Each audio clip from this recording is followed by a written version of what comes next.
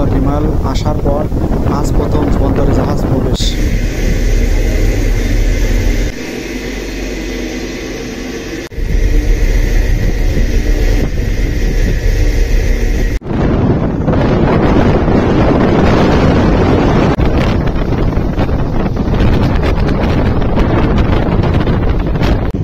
ঘূর্ণিঝড় রিমালের মোকাবেলার জন্য বাংলাদেশ কোস্টগার্ড এবং বাংলাদেশ নৌবাহিনীর প্রস্তুতি দেখুন।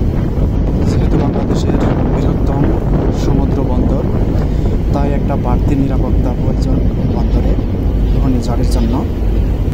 সেই বাড়তি নিরাপত্তা প্রদানের জন্য বাংলাদেশ নৌবাহিনীর এই প্রস্তুতি। পরের সময় চট্টগ্রাম বন্দরের জেটিতে কোনো জাহাজ বন্দর কর্তৃপক্ষ রাখার অনুমতি দেয় না।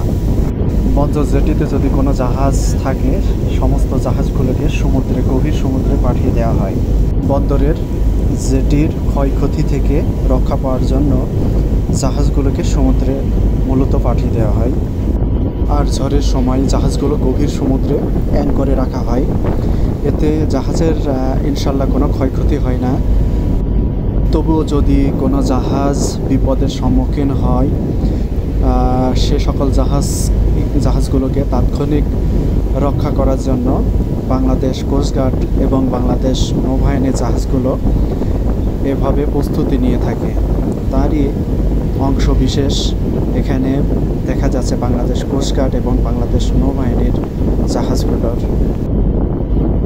ঘূর্ণিঝড় রিমাল উপকূলে আঘাত হানার পরও আজ চট্টগ্রাম গভীর সমুদ্রে থেমে থেমে প্রচুর পরিমাণে ঝড়ো হাওয়া এবং মাঝে মাঝে বৃষ্টি পরিলক্ষিত হচ্ছে।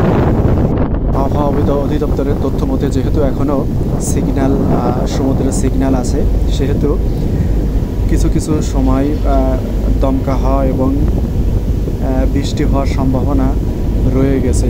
তারই অবস্থা দেখা যাচ্ছে মাঝে মাঝে বৃষ্টির মাধ্যমে এবং মাঝে মাঝে দমকা হওয়ার আসার মাধ্যমে।